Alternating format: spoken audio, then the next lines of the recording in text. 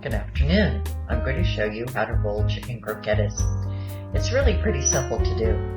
Rolling the croquettes correctly is important because you want them all the same size so they'll all take about the same amount of time to finish cooking. And they look nicer too. I always use a small ice cream scoop for this. Take a bit of the mixture with the ice cream scoop and put it in your hand.